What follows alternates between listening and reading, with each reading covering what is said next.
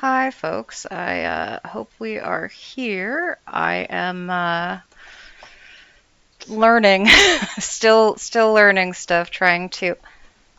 Is there nothing I can do to make it so that you are not the biggest fuss budget in the world?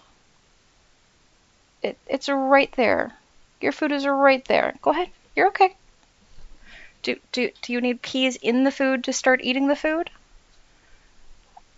There.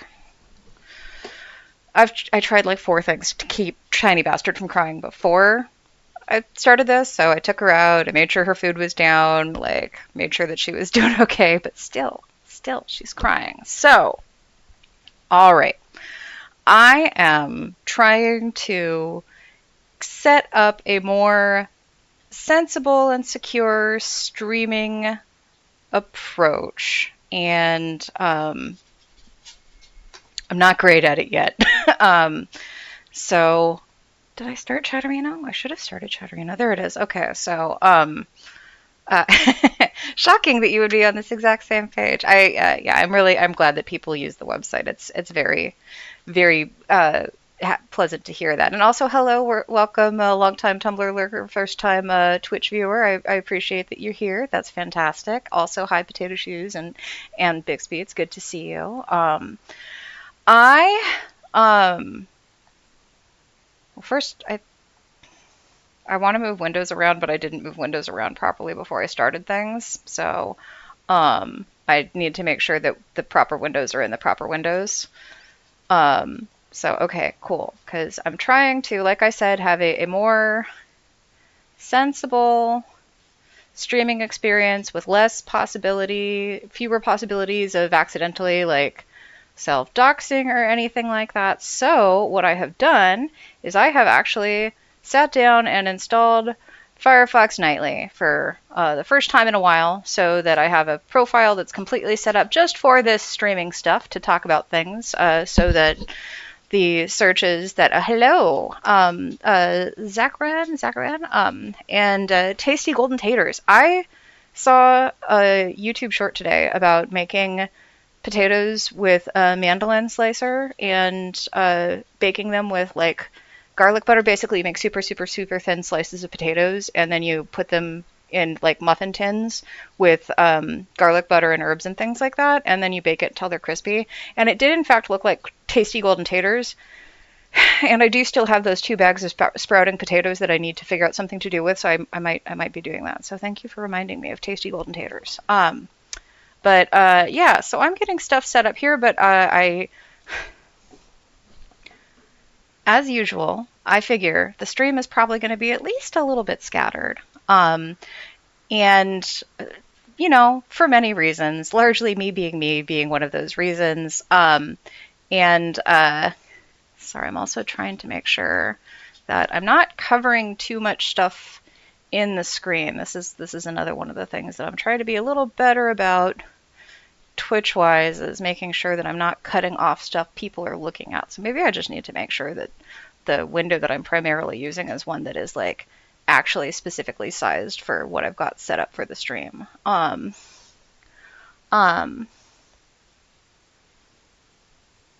Let's see. Good morning and happy Saturday, Spiraling. I also do just want to. Okay, so I am not a particularly. I try to be kind. I'm not particularly polite. I'm like grumpy about the whole prismatic bell thing on Tumblr. I don't like prismatic bell, and I do want that to be clear. I don't want, like, I did enough subtweeting on Tumblr itself yesterday, but this is one of those things where I'm like, there are several potatoes in the chat, many potatoes. Yeah, I don't know. I ended up searching a bunch of stuff on that yesterday because people were asking after I did the whole, like, subtweet thing. And yeah, like, every once in a while I'm like, hey, did I maybe exaggerate how much I dislike this person and what their worldview represents? And nope. uh, so that is one of those things where I just like, I do want it to be like really, really, really clear for anybody who may not have seen me talking enough about this on Tumblr that like I am I want people to think of me as like vocally anti-Zionist because I am pretty fucking anti-Zionist. But more than that, I want people to think of me as like pro-Palestinian independence and pro-Palestinian autonomy. And that's the thing that like I read actually it was an article on The Guardian the other day. By the way, part of the reason that I bring The Guardian up and KTLA up when I'm bringing up news stuff is because those are both resources that are free and do actual reporting. And the Guardian is definitely like the Turf Island newspaper. The US version is not as bad. I understand that there's like conflict there, and I definitely don't trust this as a source on trans issues, but that's why The Guardian is up. But I was reading an article in The Guardian the other day, an opinion piece in The Guardian the other day, that like a lot of it seemed kind of obvious to me, but like it had a line that I don't think that a lot of people had, like, I haven't heard a lot of people expressing this, and I like thought it was a good way of expressing it for people who are maybe uncomfortable having conversations around like the world and the way it's exploding. And that was that one should discuss Israel as though anti-Semitism didn't exist and discuss anti-Semitism as though Israel didn't exist. Because the conflation of Judaism with Zionism is something that I think is actually a pretty significant problem that we see a lot online these days and in discussions around this these days. And I find it bothersome, and that is one of the things that irritates me the most about Prismatic Bell is kind of the dogmatic attitude on display that is most specifically about the like denial of the right of Palestinians to a state in like mandatory Palestine. So I just wanted to clear that up. Like, I don't think that I accept that anti-Semitism is extremely real. It is on the rise. It is a problem in leftist spaces. It needs to be addressed when people run across it. I don't think it's an acceptable form of bigotry. I'm pretty much against like lots of forms of bigotry, and anti-Semitism is a long-standing bigotry that is deeply intertwined with many of the things that are fucking awful in our society, and that is like absolutely something that needs to be like push back against any time you encounter it. And it is absolutely something that I have seen more of in the last couple of years as the world has gone more to shit. But that is specifically the reason that like Prismatic Bell popping up like on that thing really irritates the shit out of me, is because like, you know, sure, the yelling at the indigenous person and saying I'm going to track down your IP address and get you banned is like exceptionally shit behavior, like just really shitty behavior, especially weaponizing somebody's like indigenous identity against them. Like that's insane. But also just like I was just like, am I exaggerating things? And so I scrolled through stuff, and I'm not. I wasn't exaggerating things. So that was a lot of babbling, and people have been, as far as I can see, very quiet. So I'm sorry if that's not something that people wanted to talk about, but it is something that I did want to get off my chest because, first of all, I don't want to see people being anti-Semitic around the spaces that I set up, because that is something that I see that I profoundly dislike, and that I will 100% sorry. Yeah, I know it may be early for some people, and this may be a lot, but I do see people sometimes responding to things that I say or post or like am discussing with anti-Semitism and with conspiracism related to that, and that is bullshit that I don't want and I don't like. But also, I really, really dislike the way that there are a lot of internet personalities that have, I mean, searching that blog for Palestinian just turns up a lot of stuff that's really shit, that really, really is dehumanizing and really shit, and then uses the Jewish identity as a shield for treating people like shit. And I find that really, really insulting on like several levels for several reasons, and I just don't like it. So so the posts that are being vagued, okay, I've got I've got a link that's on my phone that I'm going to put on the thing later. A couple of years ago, actually several years ago, I think it was 2021 at this point, so like 5 years ago, Prismatic Bell had said something pretty awful about drug addicts. And I think specifically the language used was junkies or something like that. And was talking about how like disgusting it was to have to like clean up after junkies in the bathroom of a gas station, and how you shouldn't have to work with them and they shouldn't be allowed out in society. Something along those lines. And a person sent them an ask that was admittedly fairly aggressive, and I'm pretty bad at using Prismatic Bell's preferred pronouns. I tend to try to avoid using pronouns in that conversation just because I have trouble pronouncing the Z's there and will stumble on them. So, if I'm talking around pronouns, it's not that I am attempting to intentionally misgender them. It's because I'm not fluent with that particular set of pronouns. So I don't want to deny their identity in that way. But anyway, the ask that was sent in response to this was fairly aggressive. I think it said that Prismatic Bell was a fucking idiot and didn't know what they were talking about. And the person had said that they were a harm reduction volunteer working with drug addicts and everything like that. And it wasn't an anon ask. It was an ask sent under that person's handle. Prismatic Bell put them up on the Hate Watch Hall of Shame or Hate Ask Hall of Shame or something like that, which is a tag they have for, whenever they get an ask, or whenever they get an ask that is offensive or hyper aggressive in their opinion. And basically what happened was the post went through and was like, I see from your profile that you want to be a children's librarian, which is really ironic because, you're ignoring the fact that I have PTSD related to dealing with drug dealers or drug abusers and this, that, and the other thing. And also, this is the part where it gets fucking insane.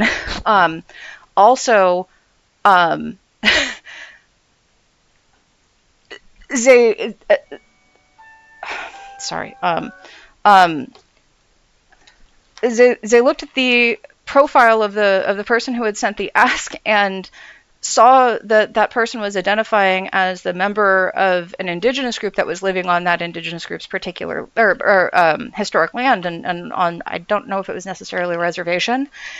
And Prismatic Bell then said, there are only 7,500 people in the country who identify as part of this group, and only 1,200 of them who are living on the tribal land. And since you have identified yourself that way, I have at least 2 friends who can track down your ISP. And I think maybe your boss, if you want to be a children's librarian, is not going to like the fact that you're attacking users online for doing blah, blah, blah, blah, blah. And, it's really ironic that harm reduction volunteers, I bet your volunteer coordinator also wouldn't like that. And it's like, yeah, using somebody's tribal identity to threaten them with calling their boss. Everything else outside of that, and the post is taken down, but there are archives of it. Everybody shares screenshots, and I didn't want to share screenshots because I know that screenshots are so easy to fake. But there are web archives of this. This was an insane fucking post to make. This was a really weird way to attack people, and Prismatic Bell has a history of doing that for a lot of things.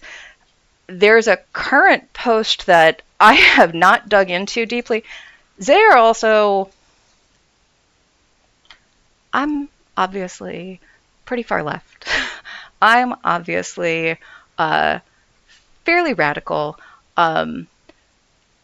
Prismatic Bell is, I would say, a centrist at best. And the first thing that made me really, really dig into their history was at one point I had posted something about children's rights and anarchy and in the ideal world of an anarchist commune, blah, blah, blah, blah, blah, blah, blah. This would be happening for children's rights, whatever. And the unhinged response that I got from them about how anarchy is inherently anti-Semitic because a state is the only thing that can prevent Nazis. And therefore, if you are an anarchist, you want Jews to die because you don't care about protecting them because you don't believe that they deserve the protection of a state. That was the first thing that made me dig into them. And yeah, they're really, really anti-left. And there's a post currently circulating where I didn't want to reblog it because it was a lot of nastiness back and forth from somebody who was responding anti-Semitically to them.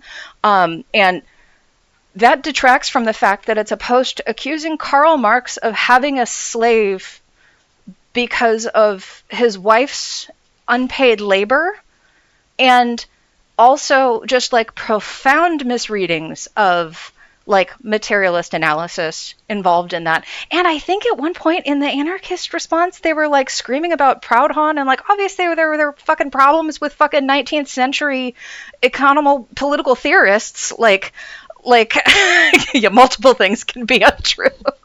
Like, and that's the thing is, it's like, look, if you're pro-capitalist and you think, I hate the canard, the trope that, you know, well, leftists just say that true communism has never been tried. They ignore all of the times that it's been tried and it's failed and everything. It's like, okay, yes, there have absolutely been issues with various iterations of state attempts at communism. There are massive things like that. But like, it's really, really disingenuous to look at, for instance, Cuba and say that communism failed Cuba, because Cuba has been under embargo by like one of the only two superpowers that had any say in the world at the time that Cuba was like really gaining its independence, and then that like after the fall of the Soviet Union was essentially the only superpower in the world that could express any opinions about like the existence of a state like Cuba and an embargo against it. And so it's like, with everything that's going on with the embargo now, it's really, really jarring to look at people talking about how communism has failed Cuba. Cuba's grid didn't fail because of communism. Cuba's grid failed because it is under embargo by the United States, and people are dying in hospitals when their grid that hasn't been able to have proper construction in decades because of that ongoing embargo has gone down, and they can't get it up to help people. Cuba has developed a fucking lung cancer vaccine. Cuba sent doctors out in the middle of fucking COVID and developed their own fucking vaccine or worked with China, but like developed their own treatments for it and went out and like sent doctors to places. Cuba, I don't think, is an example of communism failing. There are issues with Cuba. There are issues with all regimes. I am, in fact, an anarchist, and I am critical of all states. But I hate when people look at something like Cuba and go, oh, well, communism has failed. And it's like, I also really, really hate when people who have like never, ever listened to like any or read any Lenin talk about the, you know, the biases and bigotry present in like communist states or whatever, because it's like there were a lot of like exceptionally vocal like anti-bigotry thinkers in communist state. Fucking Paul Robeson went to Russia and like talked about how much better it was for black people than the United States. Ugh. Anyway, it's yeah, no, the Tasty Golden Tater says my dad got back from Cuba about a month ago and his spirit was absolutely broken with what he saw firsthand there. It's a tiny island that is completely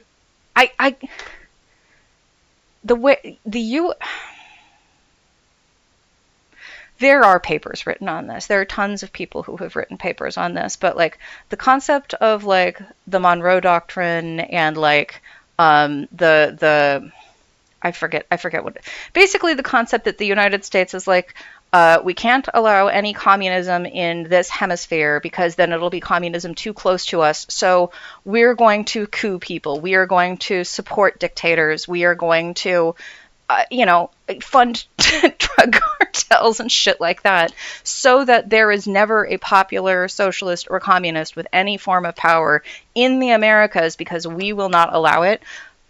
The entire history of that, and looking at what the United States is compared to what Cuba is just one of those things where it's like this kind of thing isn't even bullying. It's just it's like fucking setting ants on fire with a magnifying glass. It's just so cruel. So it baffles you that people don't understand that it's the U.S. is doing, and it's because the U.S. is subject to a lot of propaganda. Again, part of why I want to talk about media literacy here is, and media generally, is that in the US, people are really heavily propagandized, but they don't even realize they're propagandized, because the core of that propaganda, that is the first thing that's fed to them, is the idea that there is free speech and that the information that they are getting has come to them through a marketplace of people who have had the best ideas, and that's what's being presented. They don't learn about US imperialism. It's not like, if it's covered at all in schools, it's covered usually fairly glancingly, other than perhaps Western expansion within the continental United States.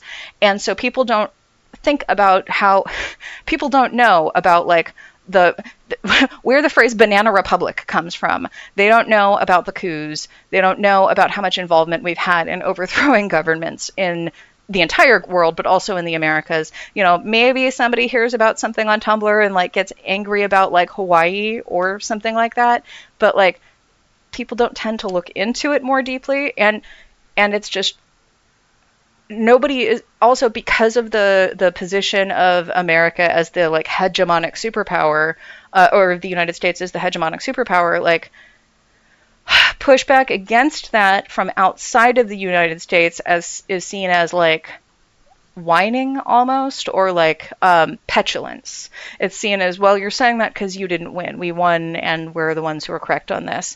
And complaints from within are seen as people who are ungrateful. Well, if you don't like it, you should just leave, go someplace where things are better. And it's like, this is the place that's making things worse for everybody. This is the place that's making healthcare worse for people in the UK. This is the place that's making everything worse in South America. All of the violence and the cartel control and the fucking all of that in South America is largely due to like the things that the US did to destabilize large parts of South America. You know, people talk about like homophobia in Africa, and or what was it? Was it is it Guyana or is it Gambia?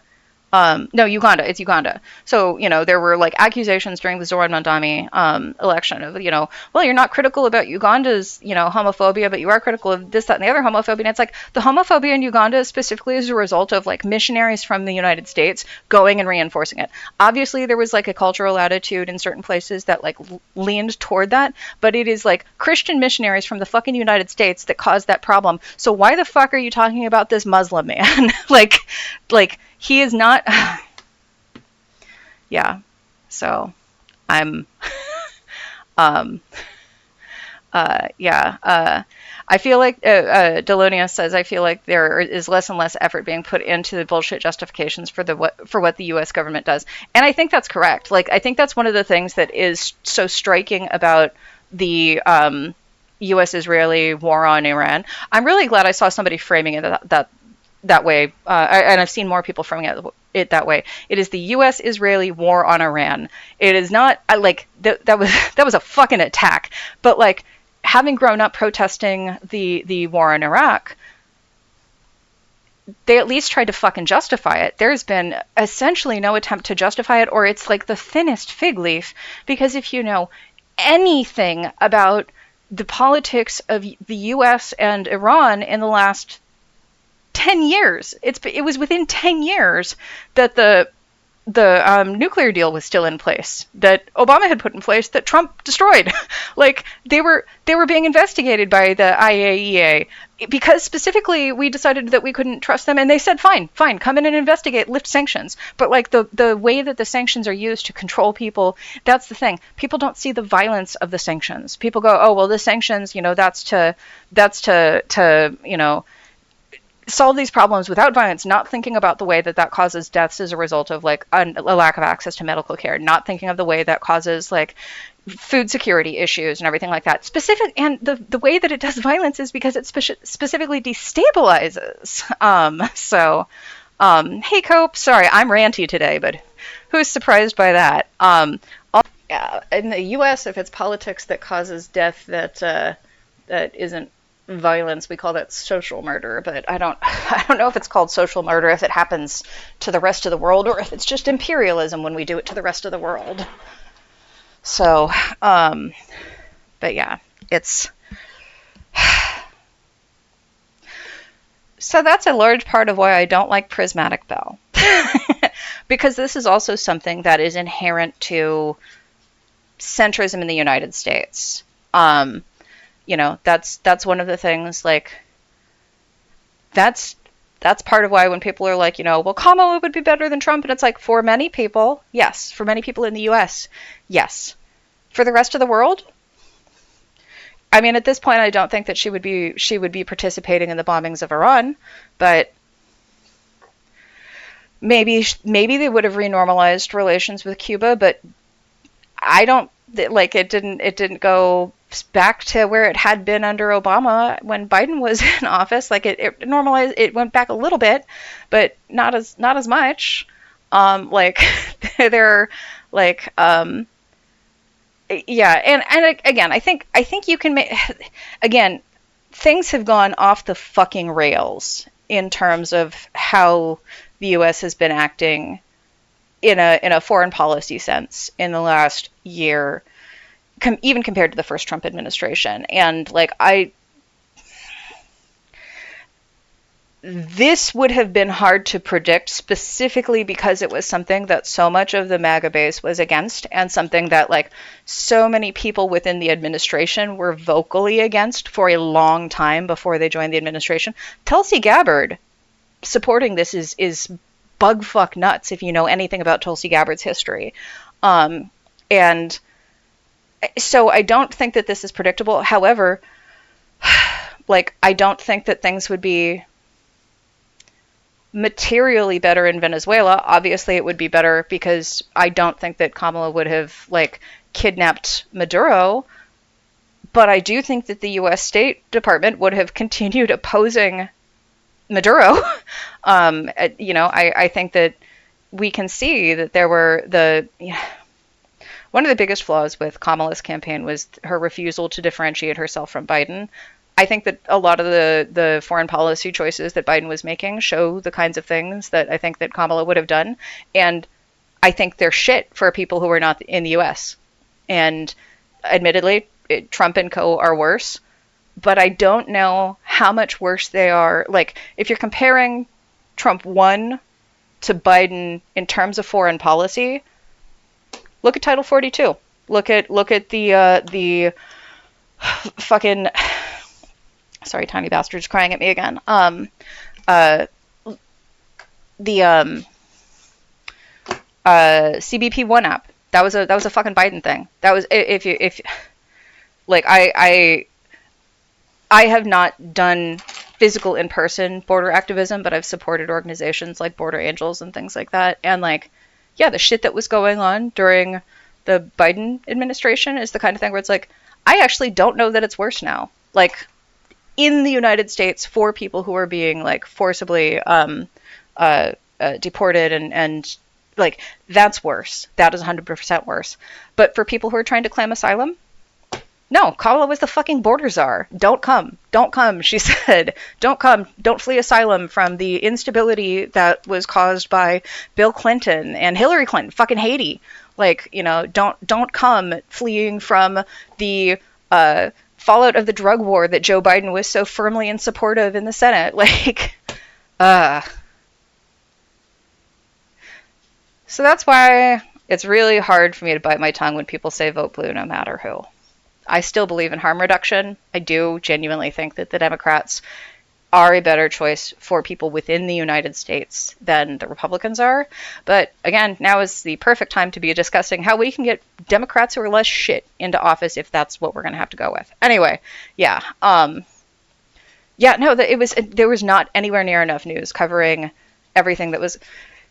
If anybody is not familiar with it, it seems like if you're showing up here, you probably are at least somewhat familiar with it. The podcast, It Could Happen Here, is run by the Cool Zone Media Network, which was started by Robert Evans, who is who was an anarchist journalist who started out writing at a humor magazine and who covered like the Maidan Revolution and ISIS and things like that, and then moved on to covering like the 2020 uprisings and all that jazz. And he has a co-host or a partner on the network who's named James Stout, who is a student of he's a history professor with a long, deep history of exploring socialist and communist and anarchist responses to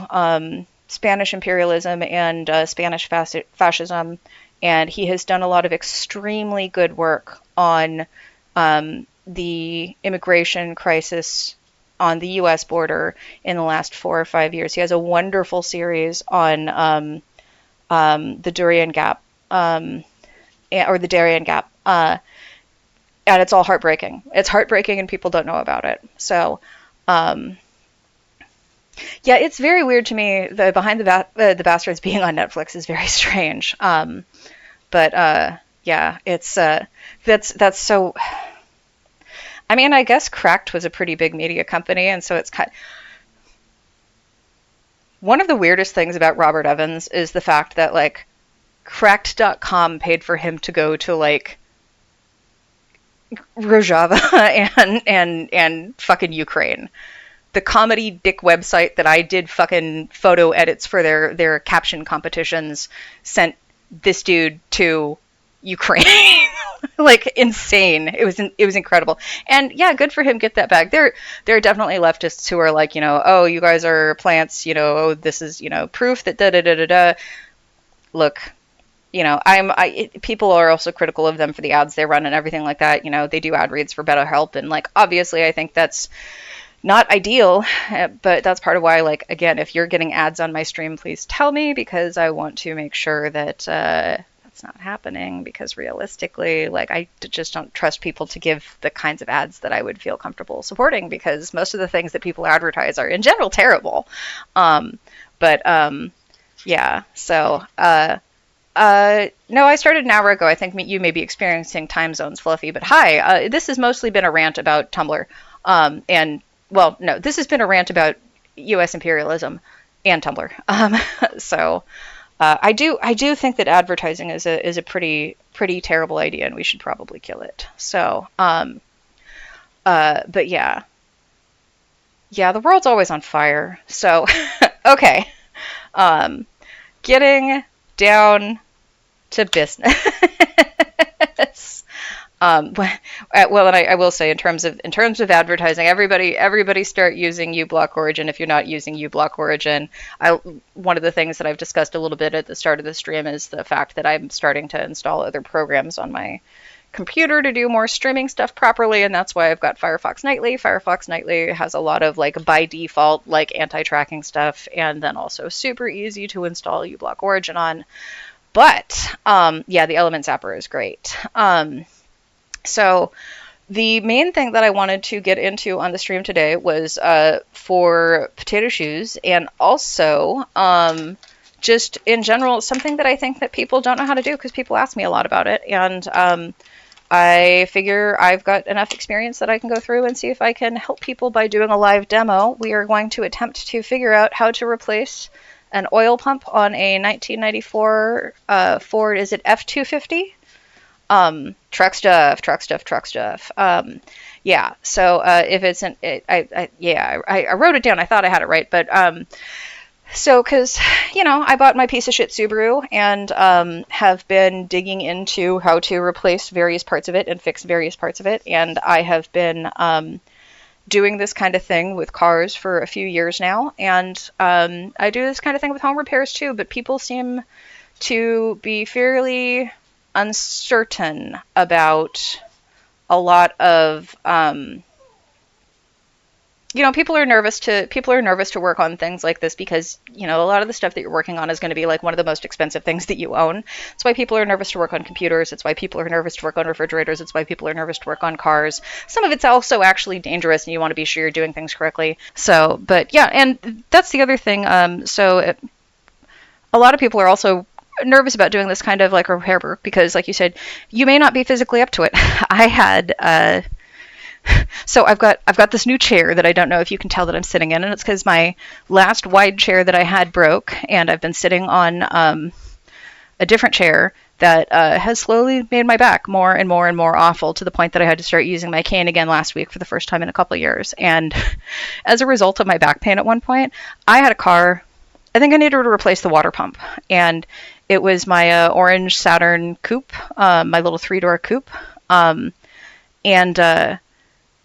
that meant that large bastard's hands couldn't fit in the engine, so he couldn't replace the water pump because he couldn't get his hands into it, and I couldn't bend over. My back was so bad at that point that the car sat for 6 months with no repairs done on it because I just was not physically up to it. Sometimes you're not, so knowing what's involved ahead of time, so knowing if it's worthwhile to sometimes you have to go can I physically do this? Do I have the tools? Do I have the skill and know-how? Or can I at least figure out what's going on so that if I take it to a mechanic, I know what they're saying to me? Which is the other thing about it. I think a lot of people also don't know to do this kind of research before taking something to a mechanic, or it's not their natural inclination. Whereas with me, it's just anytime my car starts behaving oddly, I'm like, okay, I'm going to search for this, that, and the other thing. So, but we're going to see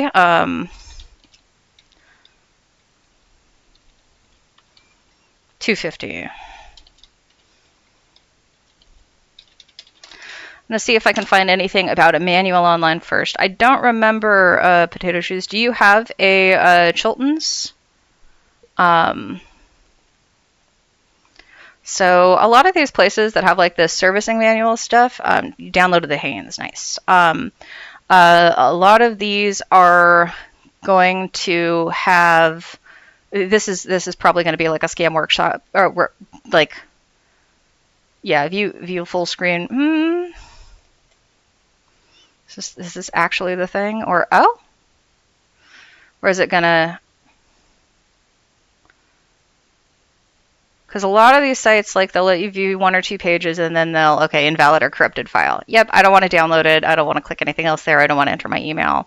But sometimes it's worthwhile to see if you can actually find something that's online, just kind of clicking around. And scribed or scribed or whatever it is, yeah, that was definitely going to paywall. I think it's not even the issue that it was going to paywall. The issue is that it's going to steal your data.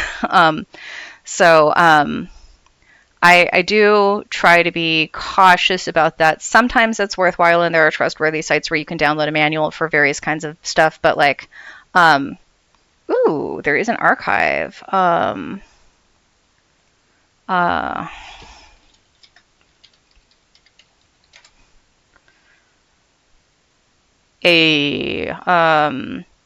Does that look right? The 87 through 96.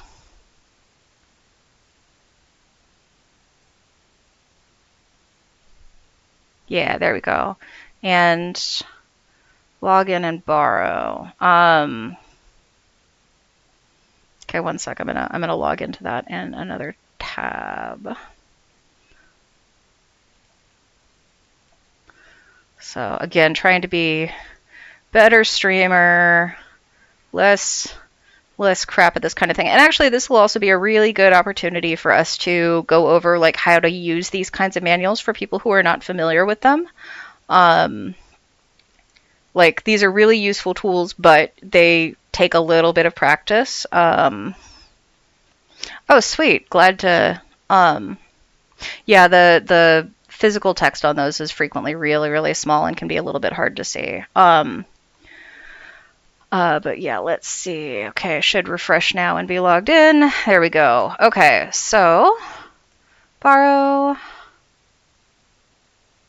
Also, in case anybody is not familiar with how to borrow things on archive.org, it's definitely worthwhile to sign up for an account if you haven't done so. And I am going to change the size of the screen once again so that I'm not hiding things with my stream stuff. So, all right, these are, okay. So the way that you look at a manual like this, and this is one of the issues with doing the stream stuff this way, is like I do want to display things, but I don't want to like I want to make things bigger, but I don't want to hide stuff. So there's a little zoom in and zoom out button, but you can see, so, okay, routine maintenance, engine electrical, engine and engine overhaul, drivability, emissions control, fuel system. So there's, pages 1 to 2, or 1 section 2, how to use this book, tools and equipment, servicing your vehicle safely. So routine maintenance, how to use this book, 1-2, how to begin. You can see, okay, so this is section 1-2. Like the page numbers, like you don't really get page numbers, you get section numbers, and that's one of the things that people kind of stumble into, because it's not like looking at an index where you're going to get that. But the fun thing about doing this specifically on archive.org is that the text is usually searchable. So you should be able to search within the document. So what we're going to do here is we're going to search for oil pump. So, and there should be probably a couple dozen. Whoa, 840 tool results. Okay, so that's because it's looking for everywhere that says oil, not let's.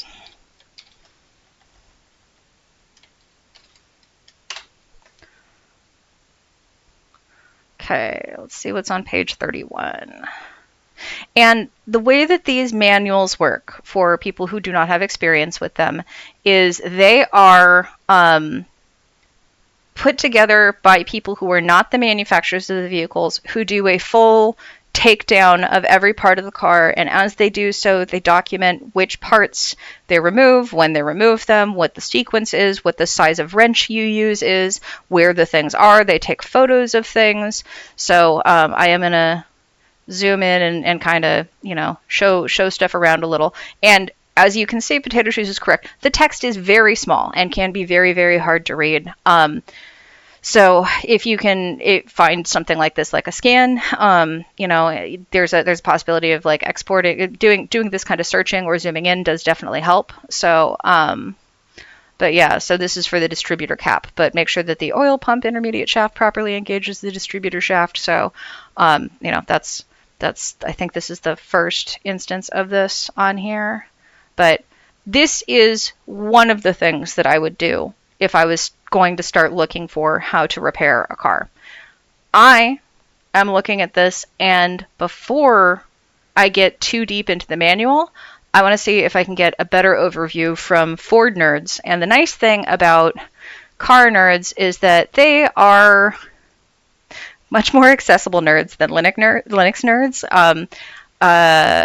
So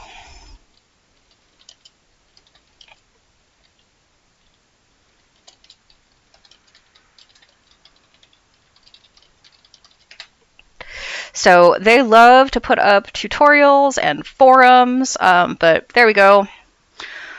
1994 Ford oil pump replacement. I'm replacing the oil pump without pulling the engine. I'm going to back together with it, and I'm having a beast of the time spearing the distributor with the drive rod. Any tips would be greatly appreciated. And so this is the thing that I like about car forums, is it's like, okay, here's an issue that one person has with the particular kind of way that they're attempting to do this installation, asking other people who have done it this particular way, because there are multiple ways to do this without, there's no bullshit, there's no saying, well, you should have gone in through whatever, sometimes they will, but sometimes people have their idea of what's absolutely the best. And people who get very particular about particular kinds of cars are worse about this.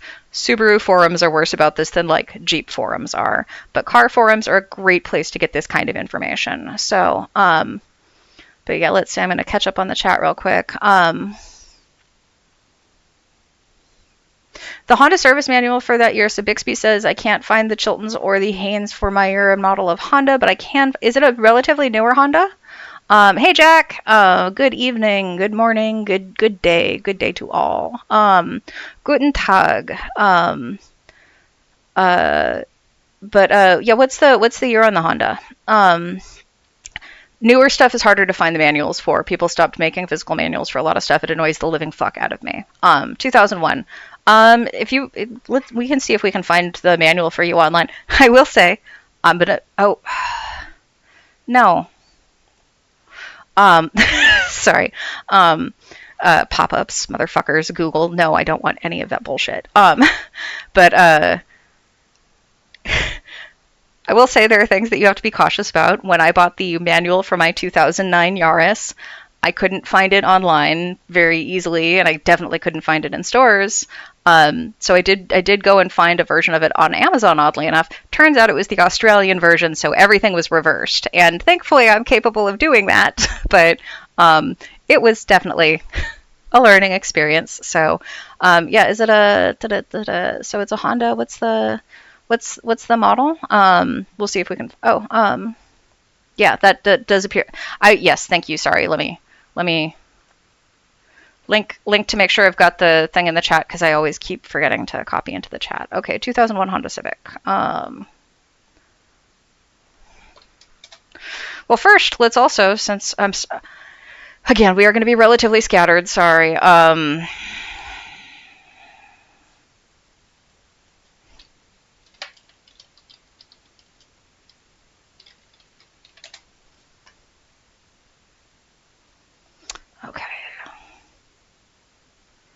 I do sometimes get a little annoyed by how the search works.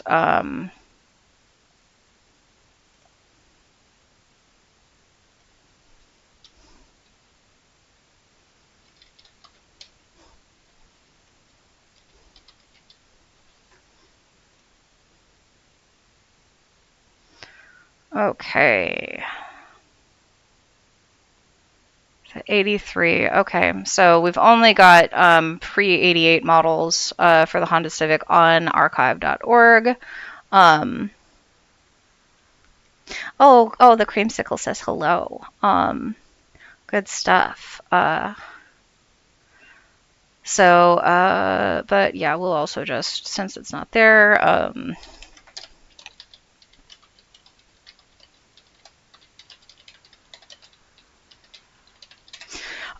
I'm going to search AutoZone simply because you can frequently order them to ship to your local location.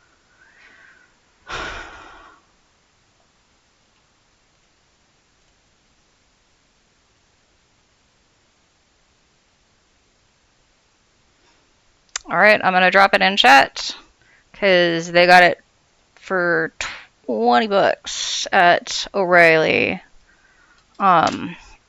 So if you want to look into it, that is one of those things. Frequently, local shops will have like maybe one of those in stock. But list I had to do it. Let's see. Okay, so sorry, and let me not zoom too much. But okay, so again, we've got people who are giving advice about a particular form of doing that, but that's not the overview that I want. So, and again, even if that's not something like if that's out of your price range or something like that, you should now be able to have more information to search for that online. See if your local library has it. They may, honestly, or see if they can get it from somebody. And also, there's an option to maybe see if you can find it on eBay. I'm not going to dig around too much. You've got the information on it. Also, check Better World Books and Thrift Books. They may have options for used copies, which, if you can get a $7 used copy, great. I'm going to do that one now just in case. Sorry.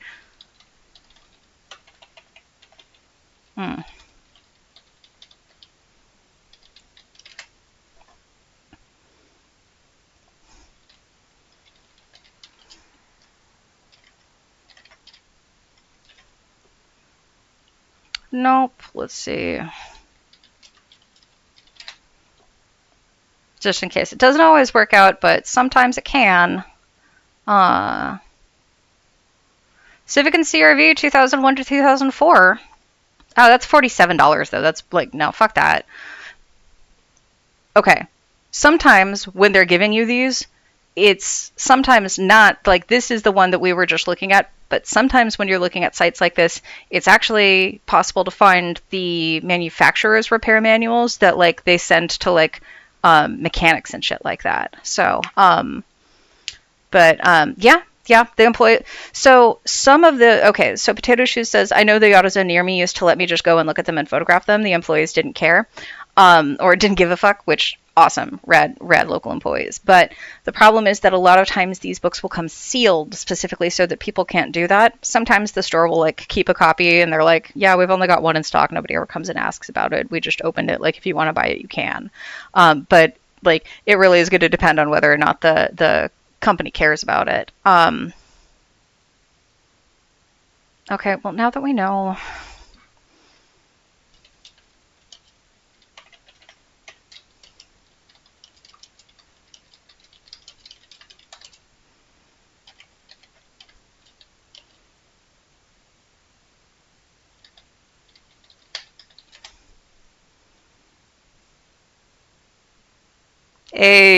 That's to 2000. Okay. Well, archive.li sometimes? Nope. Okay. This will have stuff that's very similar. Oh, is this the actual... This is... So, again, I love the internet. This is the actual Honda service manual. So... Paint codes, number identification. So I think this might be the consumer one, not the repair one. But it's 1,300 pages, so there's a decent chance. Yeah, this is the I'm gonna link this. This will have a lot of the information that you're looking for. This is pretty rad. Cool, nifty. I promise we're gonna get more info about the okay. We're going to do the steering pump now before the ADHD eats me. So, how to replace and install Ford 5.4 V2 2V oil pump. So I did bring this up with Large Bastard last night, and he was like, I think that's a V8 engine, and it can be kind of a pain in the ass because you got to do this. Like, sometimes they're mounted on the outside, and it's not a problem. Sometimes they've got this, that, and the other thing, and it is a problem. Sometimes, the arm fatigues and snaps, and that causes the problem. Like, there are multiple ways this can be an issue. So yeah, found the one for the 95 Miata. This is something that I'm definitely going to be making like clips of and posting because like that kind of thing, the ability to go find your fucking manual like that rules. So I am going to look at a video. We've got one from... Do you know what the size of your... no, you would know if you have a Super Duty. It's not a Super Duty, right? Oh, that's a 2001. Oh, that's a part 7.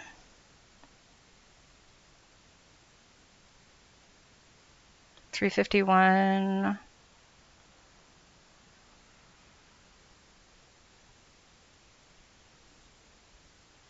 Okay. Unfortunately, a lot of Super Duty. Okay, cool. Good to know. A lot of looking for this kind of stuff and finding things involves kind of knowing what to look for, and so maybe I need to narrate that process a little bit more as I'm going instead of just clicking on things without explaining it. So it's a Super Duty, so let's go ahead and, because it looks like this one is for a Super Duty, so we're going to open that link in a new tab.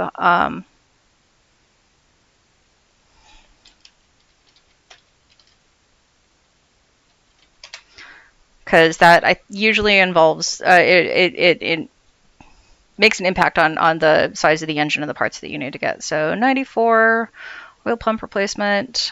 So this is the form that we already looked at that I closed because it was just talking about how to get the thing threaded. This is a manuals library, so that's going to be like scammy. This claims to be okay. So this is fullforcediesel.com installation instructions, Super Duty high pressure oil pump replacement.pdf. Oh, this sounds like this sounds like a like shop repair manual. Oil pump, high pressure. So specialty tools are a suction gun and a high pressure line disconnect tool. You need your oil and so this is like a top view. Okay, turbo compressor manifold. Okay, so I will say, before you even come close to doing stuff, this is already telling you to repair or to remove the manifold and the water, the fuel filter separator assembly. This may be a repair that is like probably too advanced to attempt if you are not really confident with your vehicle repair. But again, let's still go through and take a look, because still going through and taking a look means that if you end up talking to a mechanic about this, you will have more information about it. And it'll maybe give you a better picture of how long it should take. One of the really interesting things about like Subarus is if you look at the repair manuals on those through Subaru, they frequently will have an estimate of how long like a Subaru trained technician should take to do this. So, yeah. Yeah, the alternator and master cylinder, those are maybe. Let's see. So, okay, disconnect, remove the bolts, remove the drive gear bolts, remove the bolts from the high pressure oil pump from the engine front cover. Gonna have to replace the gasket. Okay, so remove the oil pressure regulator.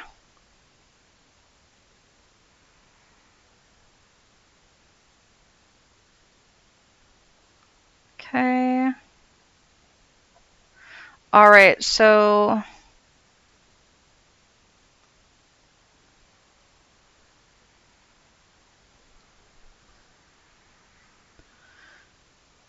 I think that's an okay overview. This is 17 minutes. I don't think we're going to watch 17 minutes, but I do want it to at least load enough that I can see the chapter titles. Okay. And I'm going to mute it also. I dislike how much car instruction stuff is video. Nothing sucks like trying to like work on your car out in the hot sun while you're covered in grease and you're like worried about dropping a tool into the engine, and you're trying to make sure that your screen is bright enough for you to see what's going on as you're getting your phone covered in fucking oil. I hate that. Makes me a little grumpy. But I do like that frequently this will allow you to like get a better view of how things work and go together before you end up looking at it yourself. So you can also see if there are differences between how your car looks or your engine looks and how, this other person's does. Now, sometimes when you're looking at a channel like this, it will mean that you kind of need to know the history of that vehicle, because maybe somebody's got a car that they're working on that's very heavily modded. I had a friend who had a Jeep that had an engine that was a combination of an engine from a like Ford Windstar and a Corvette. And so if he did any videos on his engine, it was not going to be any amount of helpful whatsoever for somebody who was coming to look for information about changing something on their Jeep. So you do need to be cautious with that. But yeah, so the diagrams and words don't really convey what you need conveyed about engines. And I know that you have an issue with also like, and I have kind of the same thing, translating what you see somebody else's hands doing into doing it yourself. Like I know that that's something that like a lot of people struggle with as well. So like having multiple ways to look at this stuff is really good, and also having like, there are some people who are doing some really cool stuff with like 3D modeling where it like almost follows a little camera in. So it's great. It's great. So, and also just gonna check chat a little bit. Yeah, I can definitely block those from the scammy manual sites. The deal is this: there's so many scammy manual sites that like it's just an endless tide. I just it's like that line from the Matrix, I just see scam site, scam site, scam site. Like sometimes, but and I will say that's one of the things that's also a little funky about it is it's like, okay, cool. This is from fullforcediesel.com, which I think maybe I've seen before. I think maybe I've done stuff with fullforcediesel.com. It's one of those things where it's like the title kind of says scammy, but at the same time, like that's just a straight up PDF it gave us. But let's see. I love the old Ranger. My roommate's cat is named after it since she was found in there. That's very cute. Rangers are great. So yeah. We had a little 1984 Mazda that we called Billy Buttfuck the truck. That was Large Bastard's truck when we started dating, and we replaced so many fucking parts on that thing, but it was a wonderful little truck. The reason we called it Billy Buttfuck is because it would fail like at the like absolute least opportune moment. So it was just like, hey, cool. I hope you want to replace your radiator twice this week when you have a massive project for work that you can't take days off of. So, but yeah, that was. I do miss that truck though.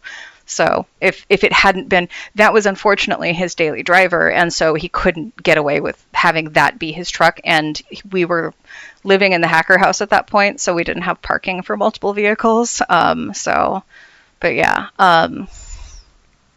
But yeah, I'll see. So we'll continue looking at this. Sorry, since I think I'm caught up at this point, but yeah, I am gonna kind of.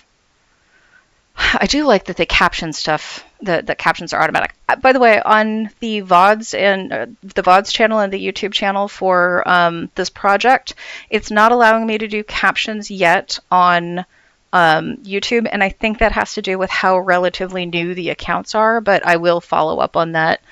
Because I do want them to have captions. It does have a transcript. It is an AI generated transcript, but at the same time, it's a decent starting point if you're looking for any information that's going up in the videos that I'm putting up.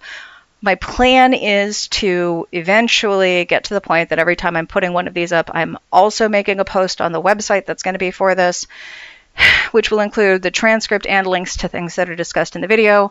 But at the moment, I'm doing this in my spare time, and that's a lot.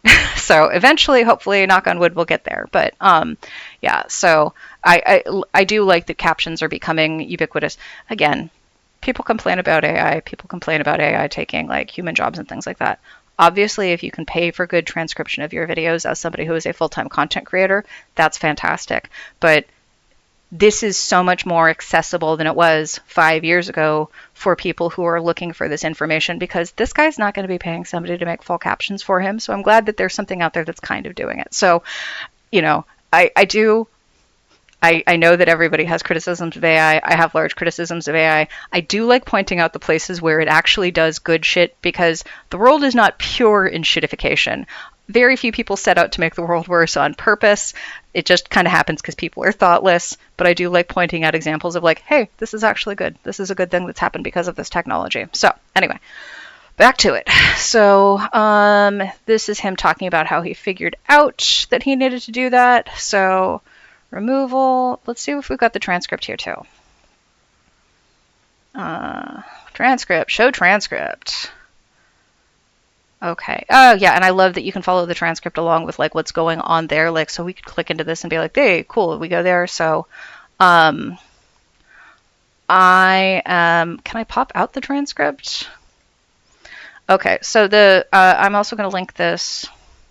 So if people want to play along or look at it while I'm doing this, I read really fucking fast, so I'm gonna scroll through the description real fast. I'm not gonna read it out loud, or the transcript real fast. I'm not gonna read it out loud. I'm just gonna see if it gives us the overview that we're looking for, and if we can use this as reference before moving on to potentially looking at something else as reference. So,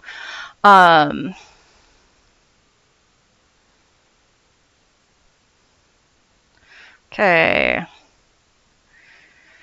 Take the battery off. Move air pipes. Okay. The spider has to come in and out, he says. So, yeah. Okay. the spider is, if you've got a manifold that like has that kind of shape, and I think that's what the other thing was talking about with taking out the manifold. He's calling it the spider. Sometimes the terminology that people use does leave me a little bit in the dust.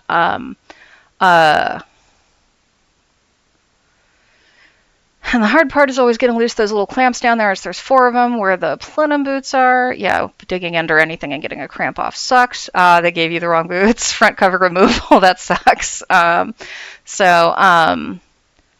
Okay, take one clamp off. Oh, God, again, I love this. I love this about car guys. He's telling you the order to take the clamps off so that you don't end up with it imbalanced and causing a problem that makes one tighter. Rocking back and forth.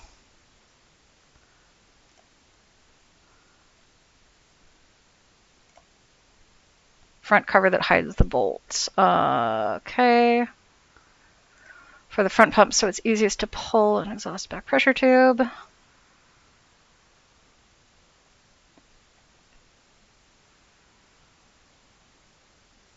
Okay, so oil lines are the things that seem like they might be the biggest pain in the ass here. And the oil pressure. Okay, if you haven't worked on cars, you may not be aware of this. Let's go back over and look at the Super Duty. So you see we've got these special tools here. We've got the high pressure line disconnect tool and the oil suction gun. You probably don't own those. Most people don't own those. You can remove the oil by removing the screw at the bottom, but because this is high pressure oil lines, you're going to actually need to remove them with suction, because it's not just like draining the oil pan.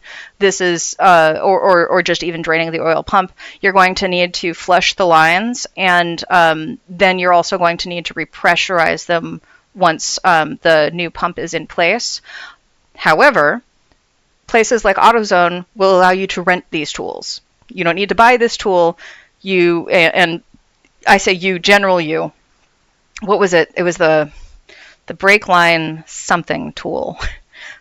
The way this works with AutoZone or with O'Reilly or whatever your local auto repair DIY store is that they have a lot of tools like this that are useful for across a bunch of different kinds of vehicles, and you can go and you can rent them. And essentially, what they do is the rental is like a deposit on the cost of the actual tool. So, we accidentally ended up buying 3 sets of this fucking tool because Large Bastard kept forgetting where he put it, and it was for working on my Jeep for my brake lines. And the deal is that like they essentially charge you the cost of the tool while you're renting it, and then when you return it, you get like 90% of the cost of the tool back. So it does require having like a credit card with some funds available or something to rent those sorts of tools if it's something that they've got available. I mean, this is a high pressure suction thing. Sometimes, some tools that they rent might require having like a pneumatic setup that you don't have or something like that. So that's good to know ahead of time also. But it's worthwhile to also see just like, hey, if this looks like a repair that I can do generally, how do I get the tools for it? Can I rent this locally? How much does one cost? If it does cost something, is it something that I would be that I would use again? Or is it not something that I would use again? If it's not really something that I'm going to use again, do I know other people who might need this? Do I know a tool library that might be able to make use of this if it's not too expensive for me to purchase myself? Like, that's the way I approach a lot of this sort of stuff. So, but I'm just letting you know, like, this requires specialty tools, but you shouldn't necessarily have to pay full price for those tools. There are options out there for working on cars, and a lot of people are not aware of the fact that places like AutoZone and O'Reilly have tool rental programs. So, but yeah, so we're back into, so this is removing the oil lines and pump removal.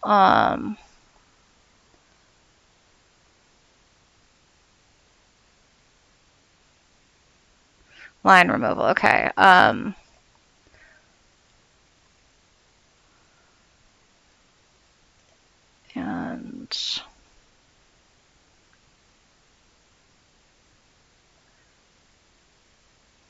left the line on.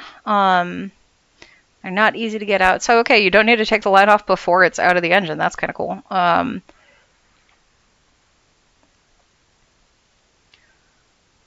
So this does definitely seem to be like a much more comprehensive version of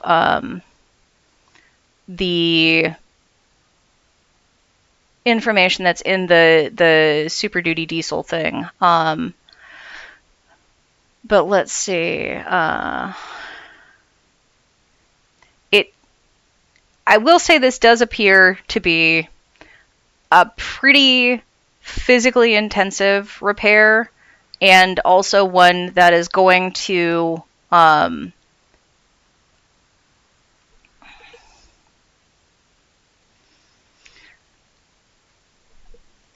it's going to have a few points of failure that I don't know.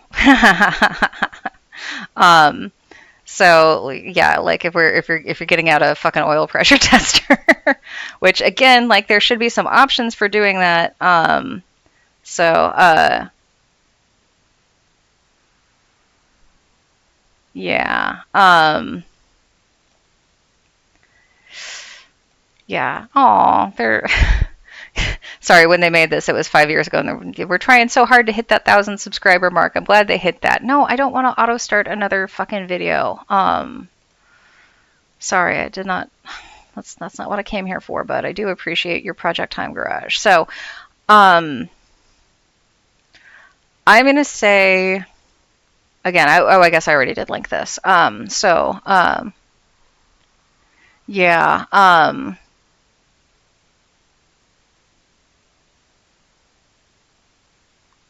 Yeah, that's the thing. Send the video and see if they feel up to it. If they have questions and want to get more in depth on it, and like this seems like it's a good overview to figure out whether or not it's going to be possible for you or your spouse to do this.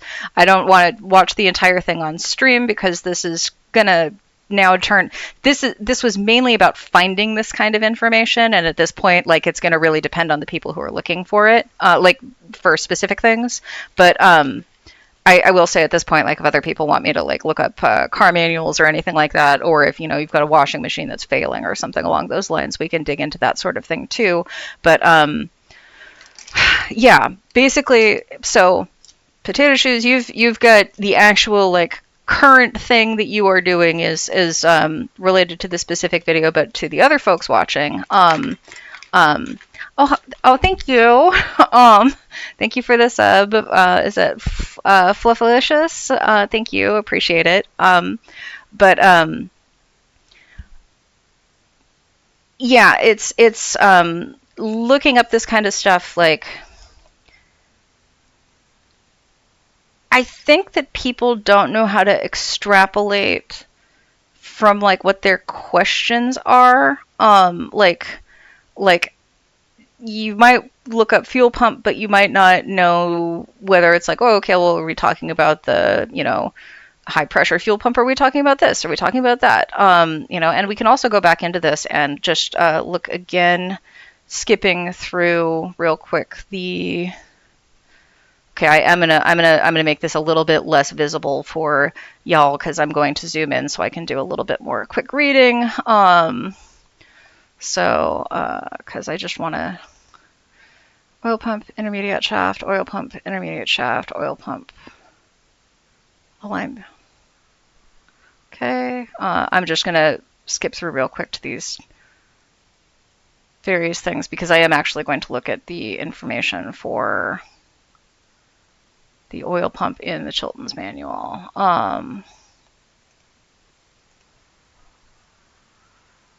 Okay, removal and installation oil pump 3-40. So this is, 3-3. Okay, so skipping through multiple pages. Because it could be that we're looking at this and that's the high pressure oil pump, not the oil pump that's actually causing you the issues.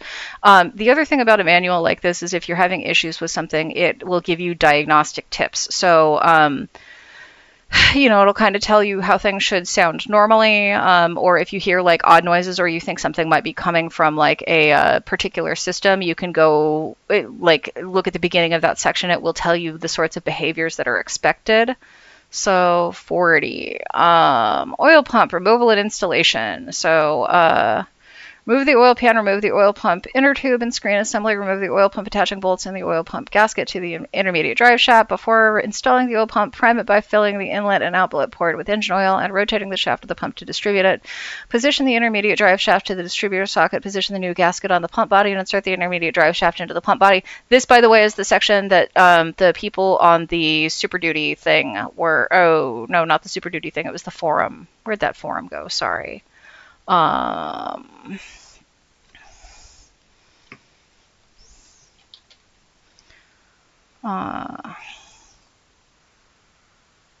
me get that link. There we go. So, because it looks like I might have been looking at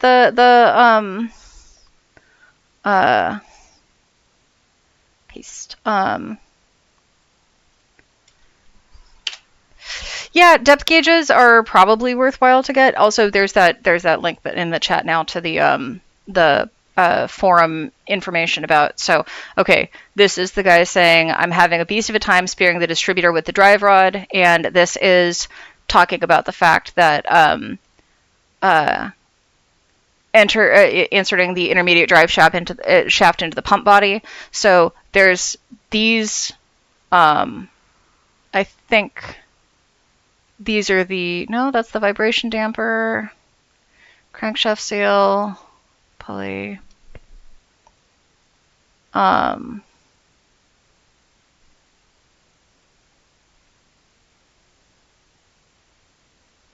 Okay.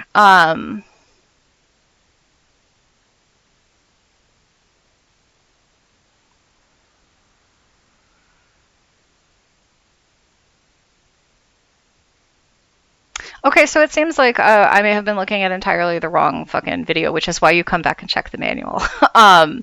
So let's see.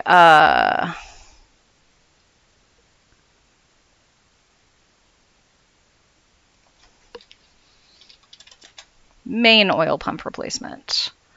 So not the high pressure. See what... no, I want to go to YouTube. Sorry, that's why I clicked it to go to YouTube.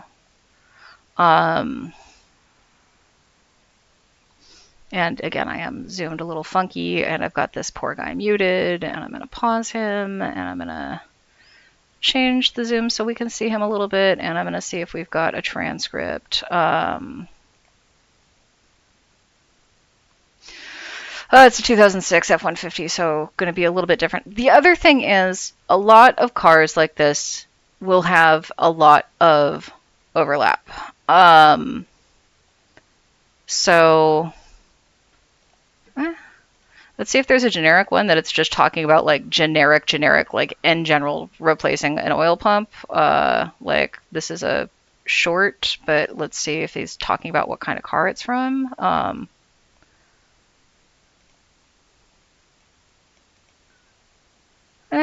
Okay, yeah, this is a generic that will cover it.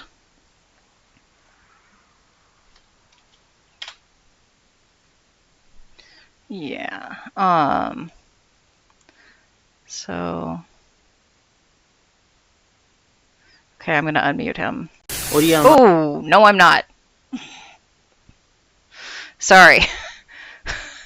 The hiss got me immediately. Sorry.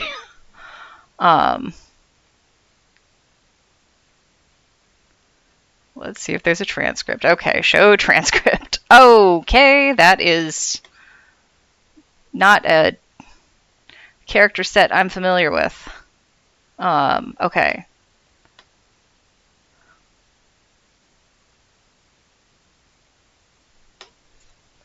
Yeah, it's a mill or something. Yeah.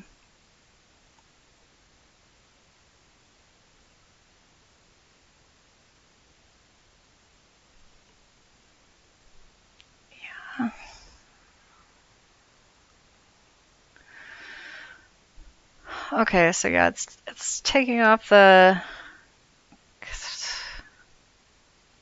Yeah, I'm sorry. I can't. The hiss made it really impossible for me to listen to, and I can't read that, so I'm not going to use that as the oil pump replacement. Ford truck enthusiast forums. Okay.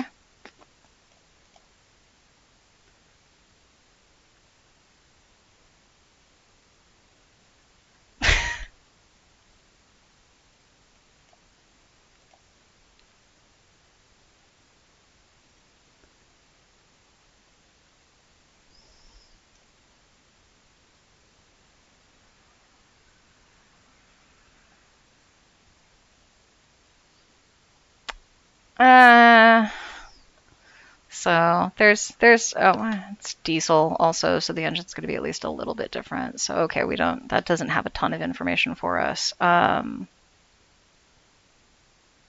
No, that was the scammy one.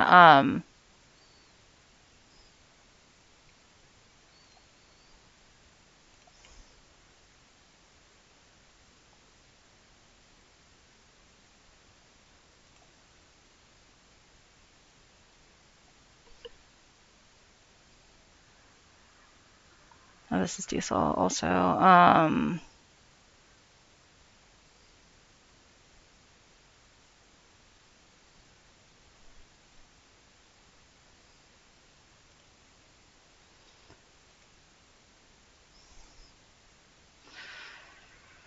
Super Duty features. Is yours diesel? Okay, so it's just right. Yeah. Well, the thing is, now I have questions, so I just want to continue looking for things. Yeah, let's just in case this is the Super Duty diesel. Fuel charging system injectors, high pressure oil system. So okay, there's the high pressure oil system, but now I want to know if there's a okay.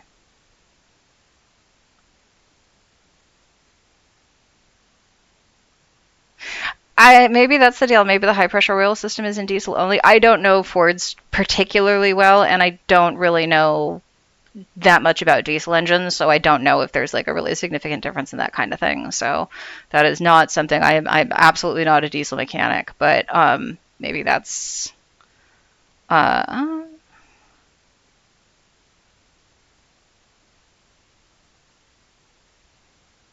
so this is super greebled, but does seem to have some useful information. Like probably relatively difficult to read. Is that there's a little tiny spider, sorry.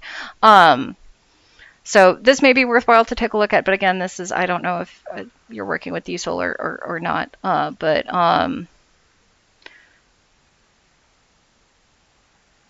check workshopmanuals.com to find many Ford E and F Series 3.7 liter online diagnostic information and charts. Is that well? Okay, maybe I was wrong about workshopmanuals.com/Ford.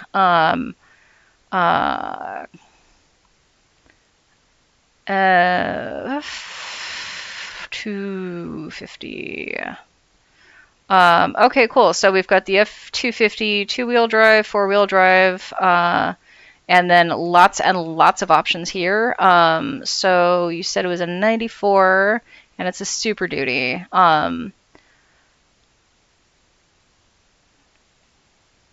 Like a new tab, and is there a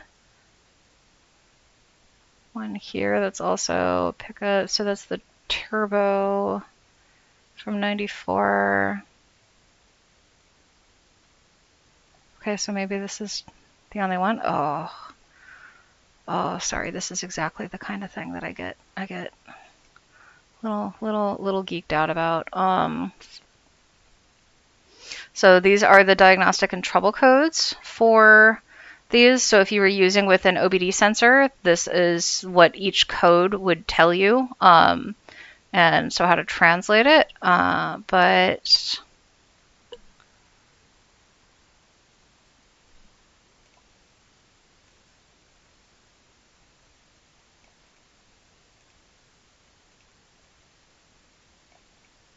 sorry, I have no idea if this is worth watching for anybody or if I'm just now being weird on stream.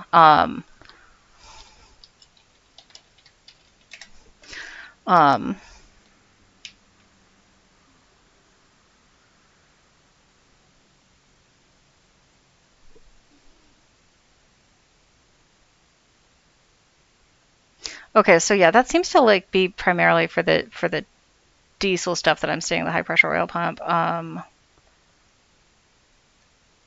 But is it? You said it's just a gas engine, so it shouldn't be. Okay, so I guess probably coming from Diesel Dave, it's all just probably diesel. So, so thank you, Diesel Dave. This was a lot of really useful information in terms of me looking up a bunch of shit that nobody needs to know about. But,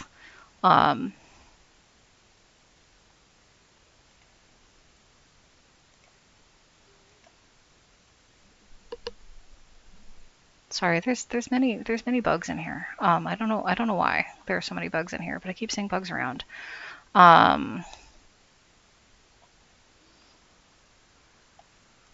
Is this even specifically for like a particular Clark's Garage 1998 introduction Acrobat printable version? Okay, I'm gonna change the size of the thing again so I can share with all y'all. Okay, come on, bud. Be a friend. All right. No, okay, there we go.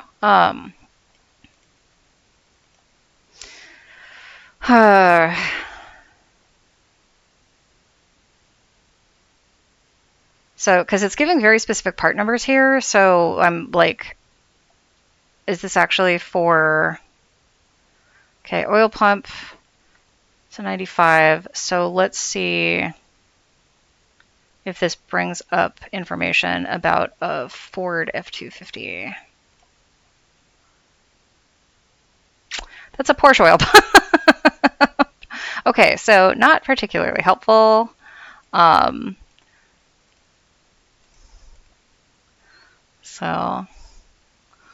let's see. I don't know how that got us there from the Super Duty main oil pump replacement. Okay, and I try to avoid using Google search, but sometimes you just want to double check DuckDuckGo's work. I'm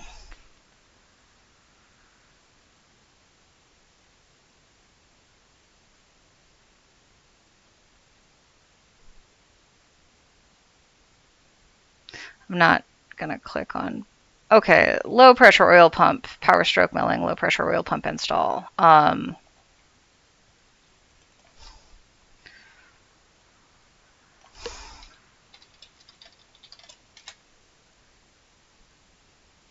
Okay, so this is actually one of the ones that popped up earlier, but it is also showing diesel repair. I don't fucking know.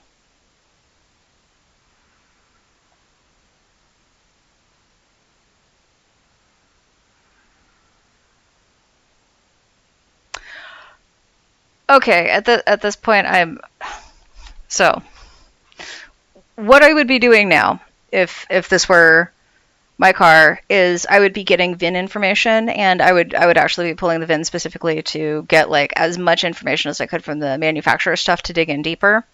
So, because what I'm trying to do here is I'm trying to like both find information for you and kind of demonstrate the process of like how I go through and do this kind of thing. And I don't know if maybe I should switch to doing this with a car that I know, like switch to doing this with my Subaru, because I think we've settled on a general set of information for you, and if you want more like direct assistance with this, also in case anybody's not familiar with this, Potato Shoe and I have been mutuals for like a decade at this point, and like have had lots of conversations about cars and medical equipment and the way that the world sucks, and so I like this is I would help kind of anybody do this general sort of search stuff, but the personalized, customized, DM me with this specific information is because we've been friends for a long time. So not just anybody can reach out and ask like, you know, hey, can you diagnose my car over the phone? But like Potato Shoes is special. But I do want to demonstrate for people like how this kind of process would work generally if you were searching for something that you had a lot of information. Yes, of course. If you had a lot of information about like the specific vehicle that you were working on, like if you were looking for something like, 2001 Honda Civic stuff or a 95 Miata or 2005 Subaru Outback Eddie Bauer edition 3.0 liter piece of shit that needs its alternator replaced. So, but I don't know. I people ask me how to research stuff, and I don't know if the answer is just I'm crazy, so I can't help you, or if it's this is the method. It's just iterating on having questions. What are our thoughts? So, yeah, we can go back and see if we can find what that.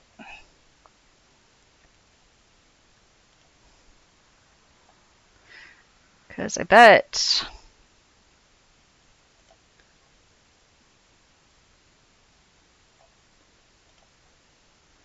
I just don't want to hear that sound again. I really disliked that sound.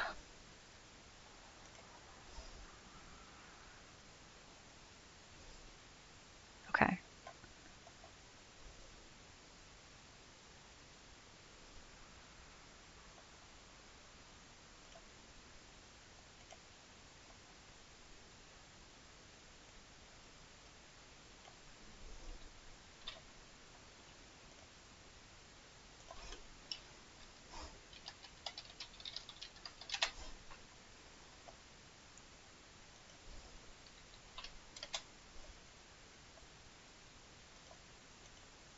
Oh, pff. Pasted in the wrong place.